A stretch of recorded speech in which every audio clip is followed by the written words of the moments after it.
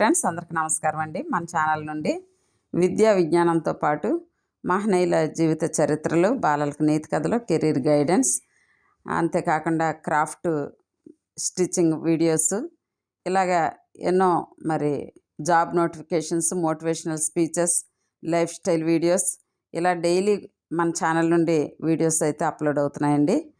తప్పనిసరిగా మరి మీరు కూడా ఈ ప్రయోజనాలు పొందాలనుకుంటే తప్పనిసరిగా మన ఛానల్ని సబ్స్క్రైబ్ చేసుకోవాల్సిందిగా కోరుతూ ఈరోజు మన వీడియోలోకి వెళ్దాం. Please subscribe my channel. కానుకగా ఏనుగు రోబో. చాలా ఆలయాల్లో ఏనుగులు సేవలు అందించడం, ఉత్సవాల్లో పాల్గొనడం మనకి తెలిసిందే. అందుకోసం ఏనుగుల్ని దేవాలయాలకు కానుకలుగా సమర్పిస్తుంటారు కొందరు.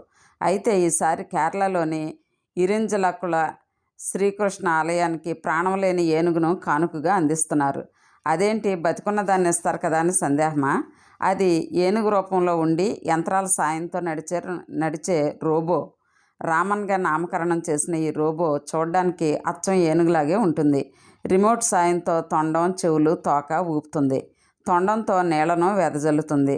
మావటి అదుపాజ్ఞంలో ఉంటూ చెప్పింది చేసే ప్రాణమున్న ఏనుగులకు ప్రత్యామ్నాయంగా కొందరు భక్తులు 5 లక్షల రూపాయలు ఖర్చు చేసి రామన్ను తయారు చేయించారు.